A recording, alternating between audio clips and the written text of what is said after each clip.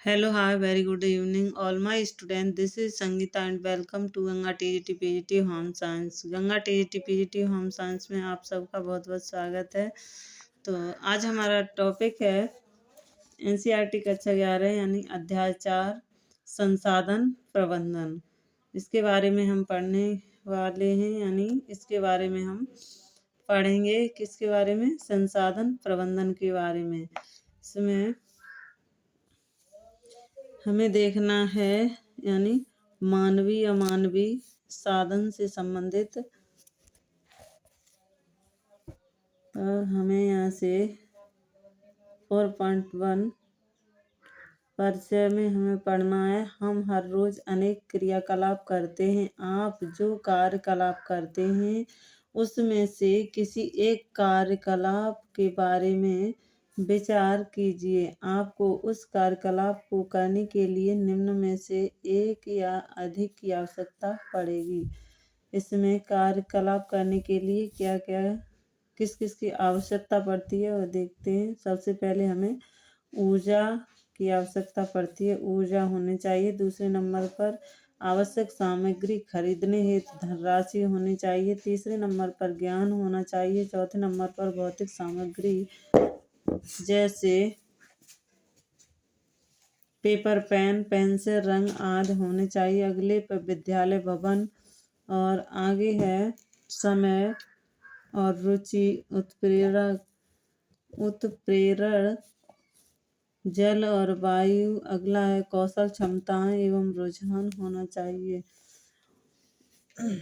ऊर्जा, समय, धनराशि, ज्ञान, रुचि, कौशल, सामग्री इत्यादि सब संसाधन हैं। संसाधन क्या है? हमारे मानवीय और अमानवीय संसाधन आगे पढ़ने को मिलेंगे। तो हमारे ये ऊर्जा है, समय है, धनराशि है, ज्ञान है, रुचि, कौशल, सामग्री इत्यादि हमारे किस में आते हैं? संसाधन में। संसाधन वे होते हैं जिनका उपयोग हम किसी क्रियाकलाप में करते हैं। संसाधन क्या होते हैं? जिसका उपयोग हम किसी क्रियाकलाप के लिए करते हैं। ये हमें लक्ष्य प्राप्ति में सहायता करते हैं। संसाधन की परिभाषा क्या है? परिभाषा देख लेते हैं। तो संसाधन की कुछ परिभाषाएं हैं। संसाधन लक्ष्य तक पहुंचने का माध्यम है। ये किसने कहा है? तो ये ग्रास एंड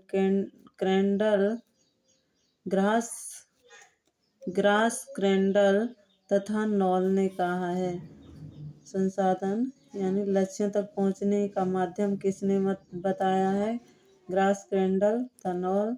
अगला है संसाधनों का अर्थ उन साकार तथा अमूर्त घटकों से है जिनको आप लक्ष्यों एवं उद्देश्यों को प्राप्त करने तथा अपेक्षाओं को पूरा करने के लिए उपयोग करते हैं। लक्ष्यों और उद्देश्यों को प्राप्त करने तथा अपेक्षाओं को पूरा करने के लिए प्रयोग करते हैं। किसने कहा है? लक्ष्य और उद्देश्य दोनों आ जाए तो किसे संसन को लगा देंगे। आगे हम देखते हैं समूह कोई विशिष्ट कार्यों में उपयोग के लिए साधन आपूर्ति का भंडार। उपयोग के लिए साधन आपूर्ति का भंडार आ जाए तो हम सी बेस्ट चर्चमैन लगा देते हैं। आगे देखते हैं संसाधन का वर्गीकरण। संसाधन कितने प्रकार के होते हैं वो देखते हैं। तो संसाधन 2 प्रकार के होते हैं, मानवीय और अमानवीय। कितने प्रकार के होते हैं संसाधन? संसाधन हमारे 2 प्रकार के होते हैं, मानवीय और मानव और गैर मानव सामग्री। तो यहाँ पे मानव में क्या आएगा? ये मेरा क्यों हो रहा है? ज्ञान, अभिवृद्धि, कौशल, समय, ऊर्जा, ये 5 मानव संसाधन हैं। और गैर मानव संसाधन में ये आ जाएंगे 4, धन, स्थान, साज सामग्री, उपस्कार, ये सब गैर मानव संसाधन में आ जाते हैं। आगे देखते हैं संसाधनों को विभिन्न प्रकार के से वर्गीकृत किया जा सकता है।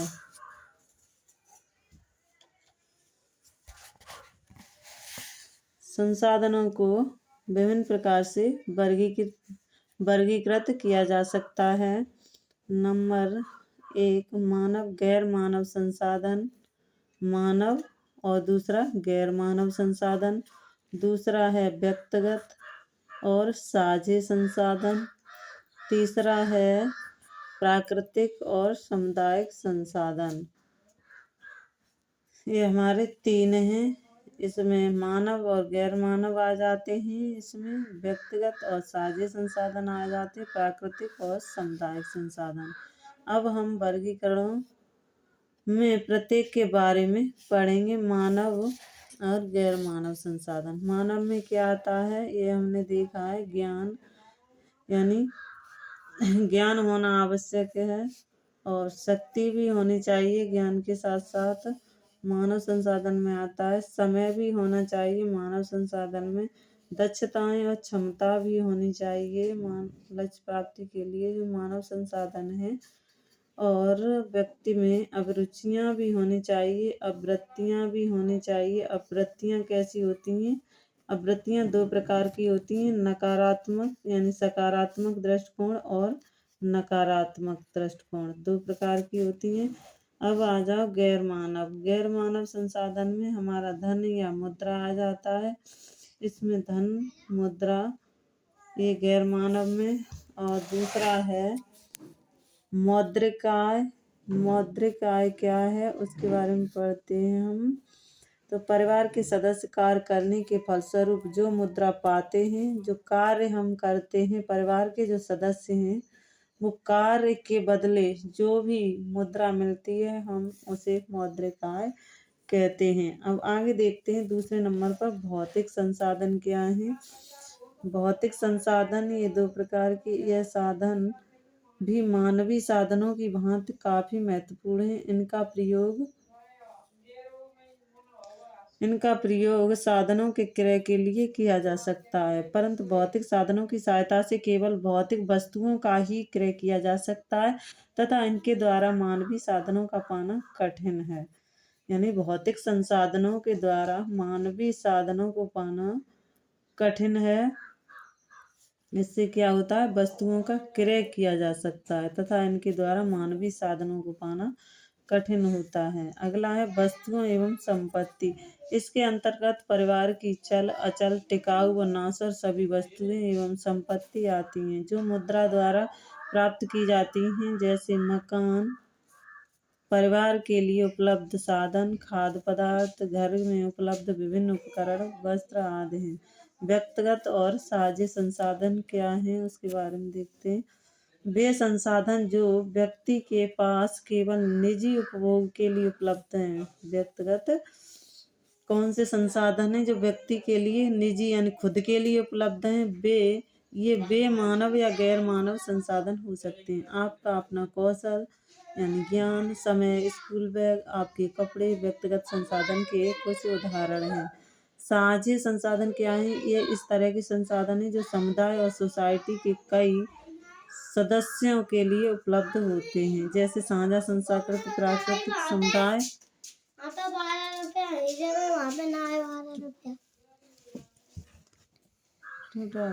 थोड़ी देर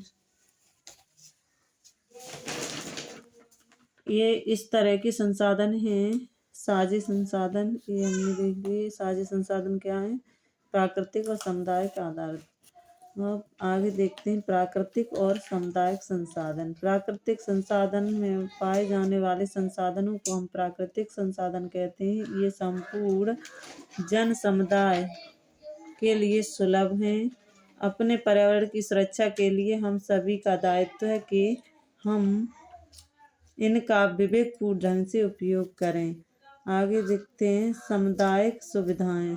परिवार के भौतिक संसाधनों के अंतर्गत सामुदायिक सुविधाएं जैसे शैक्षिक संस्थाएं, बाजार, पार्क, सड़कें, यातायात सुविधाएं, अस्पताल, पुस्तकालय एवं वाचनालय, कानून की व्यवस्था, सुरक्षा का आश्वासन, संचार की सुविधाएं, बिजली, पानी, ईंधन आदि सम्मिलित किए जाते हैं। सामुदायिक सुविधाओं की व्यवस्था सरकार अथवा समुदायों द्वारा की जाती है, अतः इस सामुदायिक सुविधाओं के उपयोग में किसी परिवार को अधिक व्यय नहीं करना पड़ता है। उचित गृह व्यवस्था के लिए परिवार को चाहिए कि वह परिवार को उपलब्ध सभी वस्तुएं तथा मानवीय साधनों को पहचान कर उनकी उचित व्यवस्था करें। कोई भी परिवार अपने लक्ष्य तभी प्राप्त कर सकता है जब वह अपने उपलब्ध साधनों का उचित ढंग से प्रयोग करे। मानवीय साधनों एवं भौतिक साधनों के बारे में जानकारी प्राप्त करने से हमें पता चलता है कि ये सभी साधन एक दूसरे से बहुत भिन्न भिन्न हैं, परंतु फिर भी उनमें कुछ समानताएं पाई जाती हैं। संसाधनों की परिभाषा क्या है? सबसे पहले उपयोगिता होना चाहिए। साधनों का महत्व तभी होता है जब उनका उपयोग संभव होता है। साधन की उपयोगिता तभी संभव है जब किसी लक्ष्य प्राप्ति के लिए उनका प्रयोग किया गया हो। बेटा इधर पानी लाओ, पानी दो। अब जाओ तुम बाहर घूमे आओ। पानी दीदी दे दे जा। हाँ, दीदी से ले।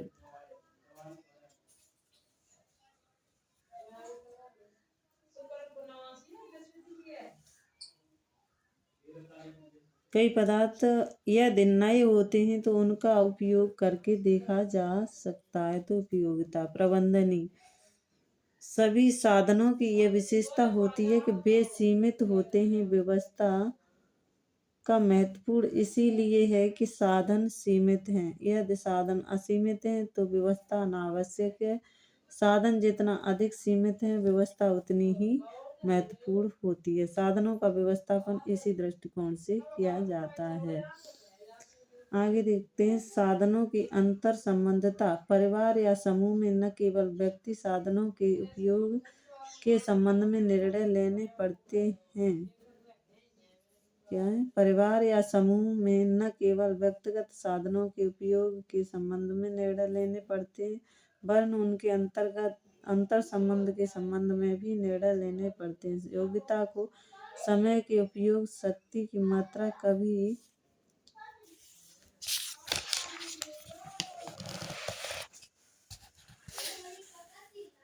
भौतिक वस्तुओं के संदर्भ में भी देखा जा सकता है। ये हमसे अंदर का नहीं पूछा जाता है, ये नेट में यानी सीक्वेंस में लगाने को आते हैं। तो सभी साधनों पर व्यवस्थापन प्रक्रिया लागू करना। चौथा अगला है साधनों के उपयोग द्वारा जीवन की गुणवत्ता का निर्धारण, विनिमयता, सुलभता। ये सात ये क्या है?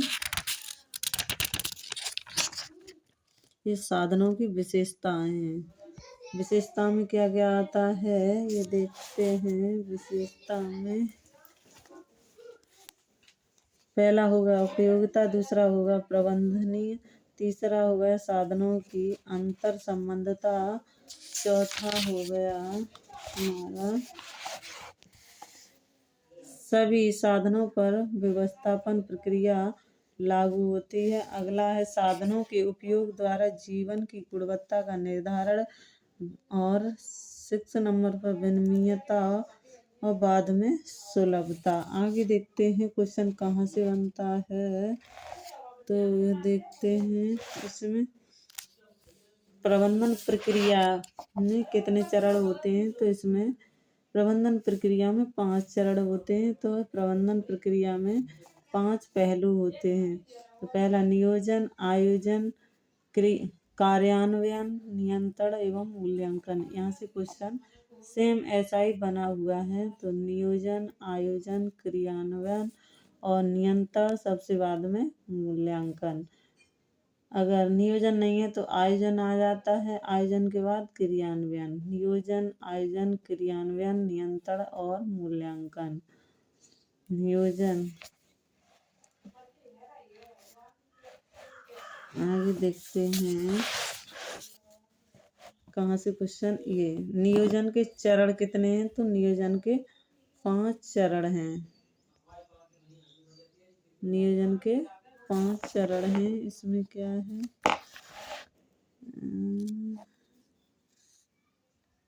मूलभूत प्रश्न अवश्य पूछे जाने चाहिए। ये क्वेश्चन ये यहाँ से क्वेश्चन बनता है कि नियोजन के चरण कितने हैं। नियोजन के 5 चरण हैं। सबसे पहले समस्या को पहचानना या जानना, उसके बाद विकल्पों को पहचानना, उसके बाद जो विकल्प हैं उनमें से जो सर्वश्रेष्ठ विकल्प है उनको चुनना, यानी कई विकल्पों में से एक अच्छे यानी सर्वश्रेष्ठ विकल्प को चुनना होगा। उसके बाद हमें योजना पर कार्य करना होगा और उसे कार्यान्वित करना होगा।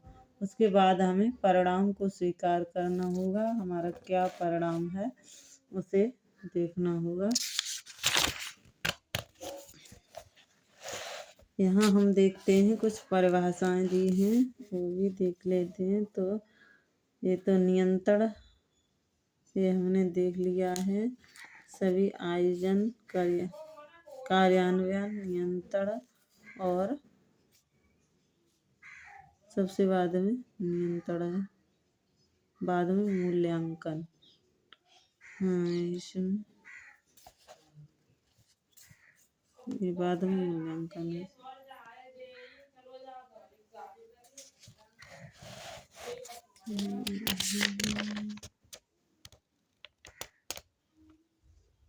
नियोजन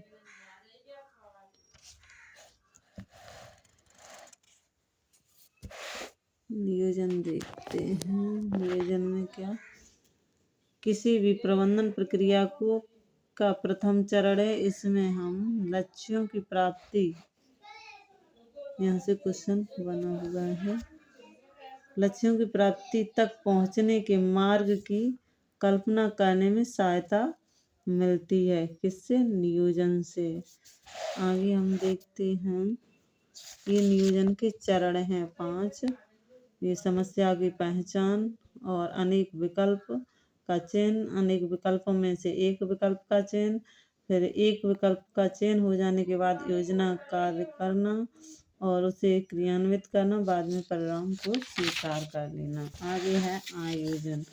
आयोजन में हम क्या करते हैं, आयोजन के अंतर्गत विभिन्न उपलब्ध साधनों, क्रियाओं और आवश्यकताओं एवं लक्ष्यों के आधार पर योजना बनाई जाती है। किसके? उपलब्ध साधन क्या है हमारे पास, क्रियाएं क्या हैं, आवश्यकताएं और लक्ष्य क्या है हमारा, उसके आधार पर योजना बनाई जाती है। उस ये किस में होता है? आयोजन में होता है। आगे क्रियान्वयन का मतलब क्या है, योजना लिखित रूप से होनी चाहिए। इसके कारण कई बार कोई महत्वपूर्ण कार्य के न होने पर कोई न कोई हानि अवश्य उठानी पड़ती है और पछताना पड़ता है। आगे देखते कार्यान्वयन। व्यवस्था की प्रक्रिया के पश्चात योजना के क्रियान्वयन के समय उसका नियंत्रण करना आवश्यक है तथा इस समय कई प्रकार की समस्याओं का सामना करना पड़ता है। कई बार मूल योजना में कुछ परिवर्तन करने पड़ते हैं। यह परिवर्तन प्रायः तब लाने पड़ते हैं जब आयोजन करते समय आयोजनकर्ता दूरदृष्टि का प्रयोग नहीं करता। योजना का क्रियान्वयन करते समय परिवर्तन लाने पड़ जाएं तो इसके लिए विकल्प तैयार करने चाहिए और सबसे अच्छा विकल्प चुनकर ही परिवर्तन लाना चाहिए। ये हमने पढ़ा है नियोजन में। नियंत्रण, व्यवस्थापन प्रक्रिया के नियंत्रण वह क्रिया है जो योजना को क्रियान्वित करती है और संगठन को गति प्रदान करती है। कई व्यक्ति यह मानते हैं कि इसमें योजना को ही क्रियान्वित किया जाता है, जबकि इसमें कई नए निर्णयों को लेने की भी आवश्यकता होती है। इसके विशेषज्ञ ही इसके चरण को भलीभांति नहीं समझ पाए हैं तो इसमें कोई आश्चर्य नहीं है कि गृहिणी के बारे में पर्याप्त जानकारी नहीं रखती।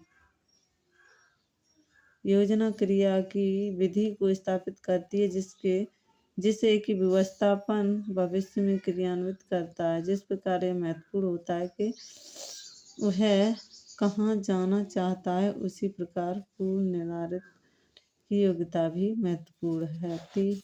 तो इसमें परिभाषाएं कुछ लुई एलन के अनुसार व्यवस्थापन नियंत्रण व्यवस्थापक का कार्य होता है। इसमें वह कार्य की प्रगति का मूल्यांकन नियमन करता है और अनुमति परिणामों का वायदा करता है। तो नियंत्रण व्यवस्थापन का नियंत्रण और व्यवस्थापक का कार्य है। इसमें क्या कार्य की प्रगति मूल्यांकन और नियमन करता है, अनुमति परिणामों का वायदा करता है।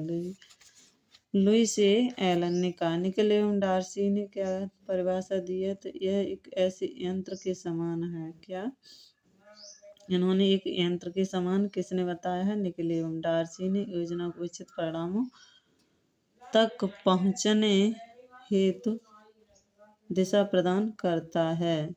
अगला है मूल्यांकन। योजना के पूर्ण हो जाने के पश्चात उसका मूल्यांकन करना भी महत्वपूर्ण चरण है। इसके अंतर्गत यह देखा जाता है कि योजना सफल हुई या नहीं। योजना का सफल उसके प्राप्त लक्ष्यों के आधार पर की जाती है। प्राय मूल्यांकन के लिए 2 विधियों का प्रयोग किया जाता है, निरपेक्ष और सापेक्ष। निरपेक्ष और सापेक्ष से क्वेश्चन बना हुआ। तो निरपेक्ष क्या है, इसके अंतर्गत योजना के लक्ष्यों को ध्यान में रखा जाता है तथा देखा जाता है कि लक्ष्य प्राप्त हुआ या नहीं। निरपेक्ष में क्या देखा जाता है, यानी योजना लक्ष्य को ध्यान में रखा जाता है और इसमें देखा जाता है कि लक्ष्य प्राप्त हुआ है या नहीं निरपेक्ष में। और सापेक्ष में क्या, इसमें तुलना की जाती है कि इसके अंतर्गत चीज़ों की तुलना की जाती है, मूल्यांकन किया जाता है और इसमें पहले के अनुभवों या किसी अन्य व्यक्ति की उपलब्धियों से वर्तमान उपलब्धियों की तुलना की जाती है। अधिकतर सापेक्ष मूल्यांकन का प्रयोग ही किया जाता है। ये उपलब्ध संसाधन नियोजन, आयोजन और क्रियान्वयन नियंत्रण मूल्यांकन, स्थान, मेनू, व्यंजन, उत्तरदायित्व, ये सभी। तो आज के लिए बस इतना ही। मिलते हैं हम इसी चैप्टर के क्वेश्चन के साथ। Thank you so much. Thank you.